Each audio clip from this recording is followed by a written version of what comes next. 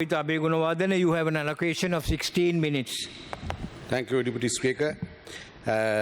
ගරු නියෝජ්‍ය කතානායකතුමනි මාසයයි දින 4ක් අද දවස වෙනකොට 2025 වර්ෂය වෙනුවෙන් ඉදිරිපත් කරපු අයවැය සම්බන්ධයෙන් මේ ලියවිල්ල 2025 වර්ෂයට ඉදිරිපත් කරන මේ අයවැය ලියවිල්ල සම්බන්ධයෙන් අපි මේ උත්තරීතර පාර්ලිමේන්තුව තුල විවාද කළා යෝජනා අදහස් ඉදිරිපත් කළා.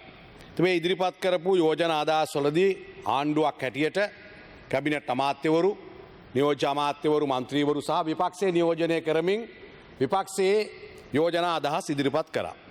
කරු නියෝජ්‍ය කතානායකතුමනි, විශේෂයෙන්ම මේ රටක වර්ෂයෙන් වර්ෂය මේ පාර්ලිමේන්තුව තුල මම මේ පාර්ලිමේන්තුවේ අඛණ්ඩව අවුරුදු 25ක මේ අයවැය යෝජනා සම්බන්ධයෙන් කතා කරලා තියෙනවා. ආණ්ඩුවෙත් ඉඳලා තියෙනවා, විපක්ෂයේත් ඉඳලා තියෙනවා. ඒතර රටේ ජනතාව නියෝජ්‍ය කතානායකතුමනි බලාපොරොත්තු වෙන්නේ මොකද්ද? මේ අයවැය යෝජනාවලියෙන් බලාපොරොත්තු වෙන්නේ මොකද්ද?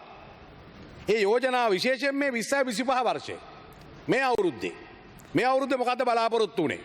මේ අවුරුද්ද කියලා කියන්නේ 2024 වර්ෂය විශේෂයෙන්ම හැරවුම් ලක්ෂයක්. සම්පූර්ණම හැරවුම් ලක්ෂයක් සම්පූර්ණයෙන්ම රටේ තිබුණු දේශපාලන වෙනස්කමක් කරපු අවුරුද්දක් බවට පත් වුණා. ඒ තමයි අනුර කුමාර දිසානායක ජනාධිපතිතුමාව ජනාධිපතිවරයා බවට පත් කරගත්තා. නේද අමතු? පත් කර ජනතාවගේ වැඩි වරප්‍රසාදයේ සහිත. තමුන්නාසල පාර්ලිමේන්තුවේ 159ක් පාර්ලිමේන්තුවේ මේ පාර්ලිමේන්තුවට තෝරාපත් කරෙව්වා. එන ජනතාව බලාපොරොත්තු වුණා වෙනසක්. ජනතාව ඉල්ලුවා මේ පැවති ක්‍රමයට වැඩි වෙනසක් දෙන්න කියලා අපිට. දැන් ඒ වෙනස දීලා තියෙනවා. වෙනස දීපු ජනතාව මොනවද බලාපොරොත්තු වුනේ? වෙනස දීපු ජනතාව බලාපොරොත්තු වුණා නියෝජ්‍ය කතානායකතුමනි මේ වෙනස කරන්න ඉස්සලා වේදිකාවේ කියපුවා ටික. මොනවද වේදිකාවේ කිව්වේ? වේදිකාවේ යම් කියපු දේවල් ජනතාව බලාපොරොත්තු වෙනවා. දැන් මේක මම කිව්වට පස්සේ කියන්න බෑ අවුරුදු 5කින් කරනවා කියලා. කරන්න ආරම්භයක් තියෙන්න ඕනේ. ඒතර මොනවද බලාපොරොත්තු වුනේ? පළමුවෙන්ම බලාපොරොත්තු දේ තමයි ජනතාවගේ ලොකුම ප්‍රශ්නයක් තියෙච්ච. මේ අපි හැමෝටම ඕන කරන්නේ මොනවද? තෙල් ටික. නියෝජ්‍ය කතානේ ඔබතුමාටත් ඕන වෙනවා. පෙට්‍රල් ටික, ඩීසල් ටික ඕන වෙනවා. අහිංසක මිනිස්සුන්ට ලාම්පු තෙල් ටික, භූමි තෙල් ටික ඕන වෙනවා. ඒතර මේ මිනිස්සු බලාපොරොත්තුෙන් හිටියා. එදා වේදිකාවේ කියපු එකත් එක්කම නියත වශයෙන්ම අපිට රුපියල් 160ක් තෙල් ලීටරකින් අපිට අඩු වෙයි. දීවරය බලාපොරොත්තුෙන් හිටියා. ප්‍රවාහන ක්ෂේත්‍රයේ බලාපොරොත්තු වෙන මුළු රටේම මිනිස්සු බලාපොරොත්තු වෙන රුපියල් 160කින් මෙන්න මේ ලියවිල්ල තුල තියෙයි කියලා රුපියල් 160කින් තෙල් ලීටරයක් අඩු වුණා කියලා. වෙලා නැහැ. ඊළඟට මොකද බලාපොරොත්තු උනේ? ඊළඟට බලාපොරොත්තු වුණා විදුලි බිලෙන්. ගරු ඇමතිතුමනි. විදුලි බිලෙන් 3න් එකක් අඩු වෙයි කියලා. නියෝජ්‍ය කතානායකතුමනි 3න් එකක්. 3න් එකක් අඩු වෙනවා කියලා කියන්නේ ගරු නියෝජ්‍ය කතානායකතුමනි රුපියල් 15000ක් එනවනම් බිල ලයිට් බිල රුපියල් 10000යි. 10000ක් කරනවා මිනිස්සු ලේසියිනේ. මේ ආර්ථික අමාරු වෙලාවේ ලේසියිනේ. බලාපොරොත්තු වුණා. මේ ඡන්දේ දීපු හේතු තෙල් ටික අඩු කරගන්න, විදුලි බිල අඩු කරගන්න ඡන්දේ දෙන්න කියලා. ඒක තමයි බලාපොරොත්තු උනේ. ඒතර මේ බලාපොරොත්තුව මොකද්ද සිද්ධ වුනේ කියන එක තමයි මේ මම මතක් කරන්නේ. ඊට පස්සේ මොනවද බලාපොරොත්තු උනේ? කරු නියෝජ්‍ය කතානායකතුනේ අඩුවට වාහනයක් ගන්න. හැමෝම කැමතිනේ නියෝජ්‍ය කතානායකතුනේ. වාහනේ යන්න, පුට් සයිකල් යන එක්කලා බලන මෝටර් සයිකල් නගින්න. මෝටර් සයිකල් යන එක්කලා බලනවා පොඩි කාර්යයකට නගින්න. ආයි බලනවා තවත් හොඳ කාර්යයකට යන්න. ජීප් එකකට යන්න එහෙමයි බලාපොරොත්තු වෙන්නේ. මිනිස්සු කෘතඥ මිනිස්සු. ඒ නිසා බලාපොරොත්තු වුණා. මොකද උනේ? දැන් බලන්න ගරු නියෝජ්‍ය කතානායකතුමනි වාහන ගෙන්නුවා මොකද උනේ? ලක්ෂ 71යි. ඇල්ටෝ කාර් එක ලක්ෂ 71කට බවට පරිවර්තනය වුණා. මේක පොඩි වරදක් තියෙනවා. මේ මුදල් අමාත්‍යාංශයකට මම එදත් කිව්වා. නියෝජ්‍ය අමාත්‍යතුමා මේක බලන්න වෙනවා. මේ මුදල් මේ සමහර වාහන වලට බදු අය කිරීමේදී වර්ග කළා බදු ගැහුවා. පොඩි මිනිහට ගැහුවා.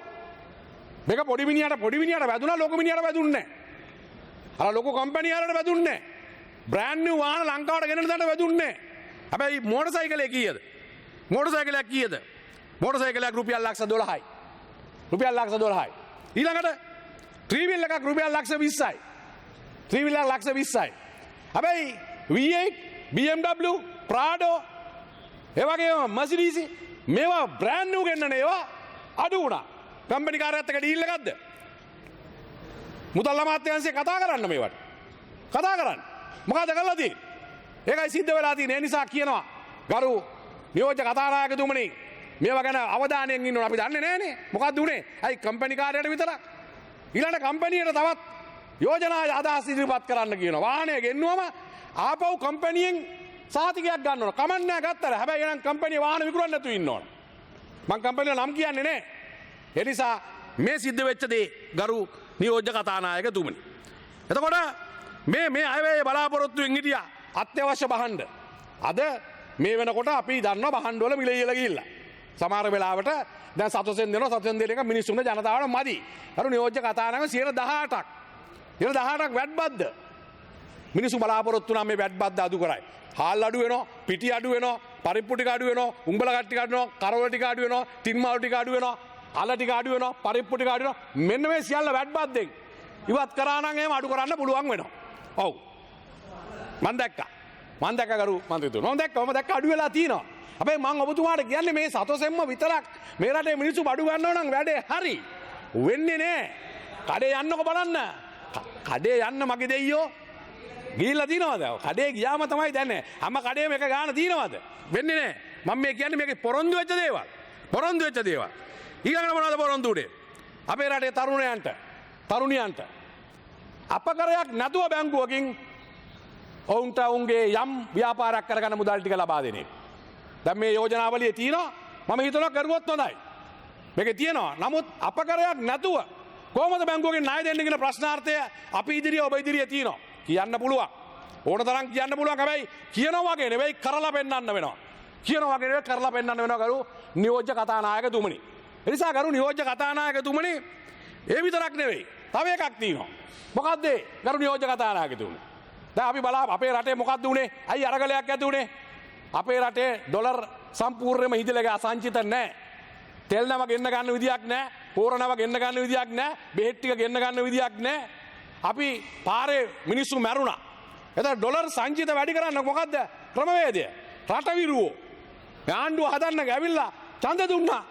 විදේශ රටවල ඉන්න ශ්‍රමිකයෝ. ඒ අය ඩොලර් 500 ගානේ ලංකාවට එවලා අපේ සංචිත වැඩි කරනවා කියලා කිව්වා. මම දැක්ක එක සංගීත කණ්ඩායමක ඉන්න එක නායකයෙක් කිව්වා. එයා කිව්වා අනිවාර්යයෙන්ම යාගේ යාළුවෝ ඉන්නවා ඔක්කොම ඒ යාළුවන්ට කියලා ඩොලර් 500 ගාන එවනවා කිව්වා. දැන් සංගීත කණ්ඩායමක් නැහැ, යාළුවත් නැහැ, ආපු ඩොලර් 500කුත් නැහැ. මම මේ කියන්නේ කියපුවා. නැතුව මේ වෛරයෙන් ක්‍රෝධයෙන් නෙමෙයි. ඒ නිසා මෙන්න මේ දේවල් රටේ ජනතාව බලාපොරොත්තු වුණා මේ අයවැයෙන්. රටේ ජනතාව බලාපොරොත්තු වුණා මේ අයවැයෙන් මෙන්න මේ කාරණා ටික අපිට ඉදිරිපත් කළා දෙනවද? අපිට මේ කියපු කාරණා ටික කරා නම් මේ ටික කාරණා ටික කරා නම් අපි අද හොඳ මාවතකට යන්න පුළුවන් කියන එක තමයි ජනතාවට ගමෙන් ඇහෙන කතාව කරු නියෝජ්‍ය කතානායක. ඉතින් අපිට ලැබුණේ මොනවද? අපිට මේ වන විට මොනවද ලැබුණේ? දැන් ඉල්ලුවේ අපි ඉල්ලපු දෙක කිව්වා. මොනවද නියෝජ්‍ය කතානායකතුමනි ලැබුණේ? ලැබුණේ මොනවද? අපි දැන් මේ මාසයයි දවස් 4ක් ඇතුලේ මොනවද අපි මේ පාර්ලිමේන්තුවේ වැඩිපුර කතා කරේ? මාතෘකා දුන්නා අපිට. මාතෘකා දිගුණ කතා කරන්නේ. අයවැය නෙවෙයි. අපිට තිබුණා සුබ නැකතට එක මිටට රිලව් ගයින්න. ඔබතුමාටත් ගයින්න ආවා. ගෙදරට පොඩි කොලයක් ආවා. සුබ නැකතට නිසි වෙලාවට රිලව් ගයින්න තිබුණා. අපිට තිබිච්ච දේවල්. එතකොට දැන් අපි ගන්න මම දැක්ක අපේ ගෙදරටත් ආවා කොලේ. ඒක කියවන්න චීනක් කන්නඩියක් දාන්න ඕන. මෙන්න මෙච්චරයි කොල කෑල්ල. දැන් ගන්න කියමු රිලව් ටික. දැන් කීයද ගන්න? ලංකාවේ රිලව් කීයද? නඩුලෙන්නු කීයද? මොනරු කීයද? මේ අපිට හම්බෙච්ච දේවල්. ඊළඟට මොකද්ද? ඊළඟට ආව අපිට බටලන්ද කොමිසම. අනිවාර්යෙන් බටලන්ද කොමිසමේ මේ රටේ තරුණ දරුවෝ මරලා විනාශ කරලා තීන අයව ගැන දඬුවම් දෙන්න. දඬුවම් දෙන කිසිම සැකයක් නැහැ. ඔවුන් අවුරුදු ගාන කීය වුණක් කමන්නේ. අවුරුදු ගාන කීය වුණක් කමන්නේ. යලා දෙන්න දඬුවම්. ඔවුන්ට නීතියානුකූල නීතියන් අනුව ඔවුන්ට දඬුවම් දෙන්න. හැබැයි ඒ වගේම සමහරලාට මේ බටලන්ද දැම්මම කරු නියෝජ්‍ය කතානායකතුමනේ මේවා බැක්ෆයර් වෙනවා ආපහු හැරෙනවා. මෙන්න හැරිලා. ඊයේ මම දැක්කා හිරු නාලිකාවේ බලයේ වැඩසටහනේ. ජනතා විමුක්ති පෙරමුණේ හිටපු හිරු නාලිකාව. නෑ මට අදාළ නෑ මොකද්ද කියන එක මම ඔත අහුවා වගේ මම කියන්න බෑ මම. අහුවාම සහෝදර මන්ත්‍රීවරකට උදව් කරන්න ඕන. හිරු නාලිකාවේ බලයේ වැඩසටහන. බලයේ වැඩසටහනේ නන්දන ගුණතිලක මගේ දිස්ත්‍රික්කේ තමුන්නාන්සේලාගේ පළවෙනි ජනාධිපති අපේක්ෂකයා. ජනාධිපති අපේක්ෂකයා. අන්තර මට පුජ්‍යලවාදයක් නැහැ. මට මේ ඔහුගේ ගැන මම මේ කියපු දෙයක් කියන්නේ. එතුමා කරන ප්‍රකාශය බලන්න. ඒක බලන්න. මේව කරගෙන. හිටපු ලේකම්. ඒකේ තමුන්නාන්සේලා පක්ෂයේ ජනතා යුක්ති ප්‍රමුඛනේ ලේකම්. එතුමා ජනාධිපති අපේක්ෂකයා. අපි ඒ වගේම තමයි එතුමාලා අපේ අනුරකුමාර ජානායක ජනාධිපතිතුමා සුනිල් නඳුන් නැති මේ අපි ඔක්කොම එකතු වෙලා තමයි 2004 පාදයාත්‍රාව ඇවිල්ලා තන්ති ගන්න ඕන වගේ ආවේ. අපි හොඳ යාළුවෝ. කරට අත දාගෙන ආවේ. අපි හොඳ මිත්‍රයෝ. අපි ඉස්සර නිලයි රතුයි දෙක වැණුව එකට කොසුමිටේ දාලා වේදිකා හදලා ඒ අපේ ඉතිහාසය මම මතක් කරේ. මතකයිනේ? දාසිරට ඔයා හිටියන අනිත් පැත්තේ අපි තන්ති ගන්න ඕනවා දිලවුවා. ඒක තමයි මම මේ කියන්නේ හැමදාම දේශපාලනයේ සදාකාලික මිතුරොත් නැත සදාකාලික හතුරොත් නැත. ඒ නිසා මම කිව්වේ මෙන්න මේ නන්දන ගුණතිලක ප්‍රකාශ කරනවා මේකේ එදා බටලන්දේ මැරුවා වගේම ගමේ ඉන්න පොලිසියේ නිලධාරියව හමුදාවේ නිලධාරියව ග්‍රාම සේවක මෙයාවත් මැරුවා කියලා ਉਹ ප්‍රකාශ කරනවා.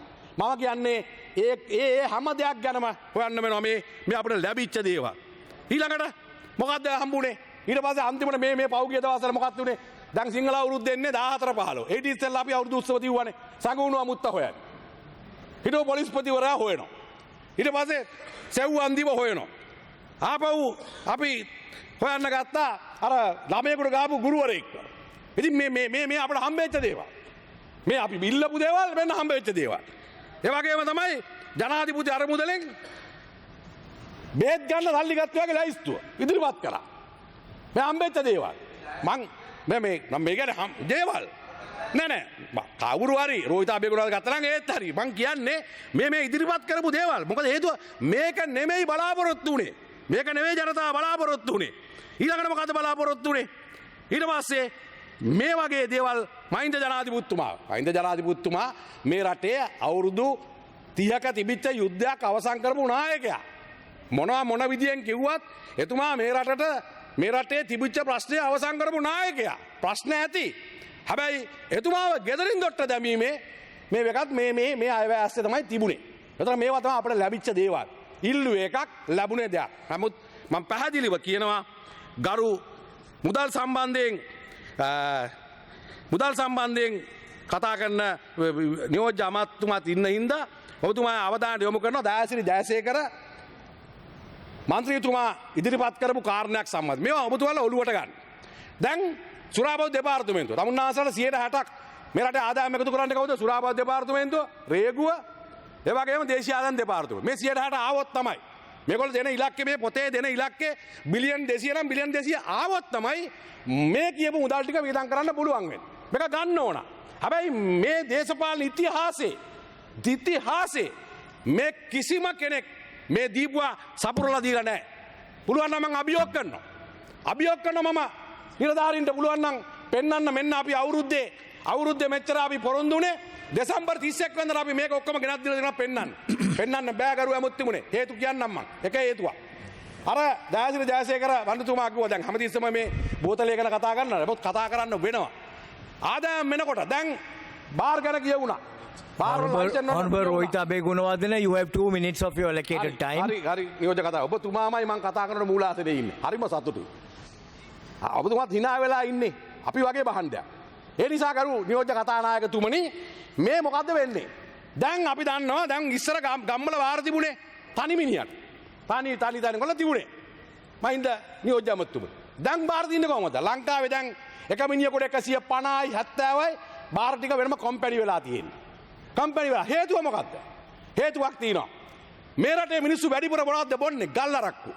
එහෙම නැත්නම් පොල් අරක්කු කියලා කියනවා. අපේ ගම්වල රේන්ද රස්සාව තියෙන්නේ මහරා කර්මාන්තේ. මහරා වලින් පෙළන ස්ප්‍රීන්තු අරගෙන තමයි පොල් අරක්කු හදන්නේ. මිනිස්සුන්ට එච්චර අගුණයක් අරක්කු බොඩ එක හොඳ නෑ. නමුත් අගුණයක් නෑ. දැන් කොහමද පොල් අරක්කු හැදෙන්නේ? දැන් හැදෙන්නේ රා හදනවා. රා සම්පූර්ණයෙන්ම ඊස් දාලා සීනි දාලා දිය කල්ලා රා හදනවා. ඒ රා වලින් තමයි දැන් අරක්කු ටික හදන්නේ. එතකොට ප්‍රශ්නේ තියෙන්නේ මොකද්ද? ගල් අරක්කු පොඩකින් කියනකම්. අපි දේශපාලනේ හරියට කරමු. ඒ නිසා ගරු නියෝජ්‍ය කතානායකතුමනි එකක් පැහැදිලිව කියනවා. මේ වෙනකොට රුපියල් 2780ක් 2780ක් එක බෝතලයකින් රජයට බදු ගන්න. රුපියල් 2780ක්. රුපියල් 2780ක් බදු ගන්නකොට ගල් බෝතලය වේම නැත්නම් අනිකුත් තියෙන අරක්කු වර්ග වලට වැඩියෙන් ගල් බෝතල්. වැඩියෙන්ම බොන්නේ. මේ 2780 එක වයින් ස්ටෝර්ස් එක මාසෙට විකුණන්නේ බෝතල් 50000 නම් මේ 50000න් 10000ක් විතරයි ඔරිජිනල් එක. ඊටු 40000 එන්නේ අන්න අර කියපු ෆේක් එක. ව්‍යාජේව එන්නේ. එතකොට මේ 40000 එක එනවද සුරාබදු එකට? සුරාබදුකට එන්නේ නැහැ. සුරාබදුට එන්නේ නැහැ එකක්වත්. ඒ ආදායම් අපිට එන්නේ නැහැ. ඒ නිසා එක පැත්තකින් ආදායම් ටික එන්නේ නැහැ. Honorable Rohit Abeygunawardena, you have utilized your time. විනාඩියක්. ඒ ආදායම් එන්නේ නැහැ. අනිත් පැත්තෙන් ඒ ආදායම් නෝන වගේම මිනිස්සුන්ට පොවනවා තනිකරම පසවිස. කෂිප්පු පොවන. බෝතලේ දාලා ගල් තමයි තියෙන්නේ. හැබැයි අතුලේ තියෙන කෂිප්පු. අවසාන වශයෙන් එකක් කියනවා ගරු නියෝජ්‍ය කතානායකතුමනි අද අපේ අයවැය විවාදය අවසන් වෙන දවස අභියෝගයක් ඉදිරියේ තියෙනවා. මොකක්ද අභියෝගය? පළාත් පාලන මැතිවරණේ. තමුන්නාන්සලා අපි දෙගොල්ලෝ අපි විපක්ෂය, තමුන්නාන්සලා ආණ්ඩුව හැටියට මේකදී ඔබතුමන්ලට එකක් තමයි පඩි වැඩි වෙනවා. ඒකේ සතුරෙන් අපේ රාජ්‍ය සේවකයෝ තමුන්නාන්සලාට ඡන්දෙ දෙයි කියලා විශ්වාස කරනවා. ඒ වගේම ජනතාව තමයි මේ හැමතිස්සෙම අපිට ජනතාව විශ්වාස කරන්න බෑ. ජනතාව කියලා කියන්නේ නුවරඑළිය දේශගුණේ වගේ. එක වෙලාවට වහිනවා සීතලයි, හරිම අමාරුයි විශ්වාස කරන්න. ඒ නිසා තමුන්නාන්සලා ප්‍රතිශතය අඩු වුණොත්, තමුන්නාන්සලා ප්‍රතිශතය යම්කින් අඩු වුණොත් තමුන්නාන්සලා දැන් ඇඳේ ඉන්නේ. අපි ඇඳේ හිටලා වැටුණා කොන්ද කැඩුනා. තමුන්නාන්සලා ඇඳේ ඉඳන් ප්‍රතිශතය අඩු වුණොත් වැටිච්ච ගමන් කැඩෙනවා කොන්ද. අපි ඉන්නේ පැදුරේ. පැදුරේ ඉඳන් වැටුණාට ප්‍රශ්නයක් නැහැ. මොකද Rohit Abeygunawardena, can you please wind up? Angle එකක් තියෙන්නේ සීතල විතරයි සිමෙන්ති පොළොවට වැටිලා. ඒ නිසා මම කියනවා ආණ්ඩුවක් හැටියට ඔබ ගෙනියන මේ වැඩපිළිවෙල ඉදිරියට ගෙනියන්න. ඒකට සුබ පතනවා. මේ අයවැයට විරුද්ධ නැහැ. මං පැහැදිලිව කරා මේ අයට මම විරුද්ධ නැහැ. මම විපක්ෂයේ මන්ත්‍රී මේ අයවැයට විරුද්ධ නැහැ. හැබැයි අපි කියපු යෝජනාවල් ඉදිරියට අරගෙන මේ ආණ්ඩුව හොඳට යන්න කියලා මම තමුන්නාන්සලා ඉල්ලීමක් කරා. බොහොම ස්තුතියි ඔබතුමාට වෙලාව ලබා දීම.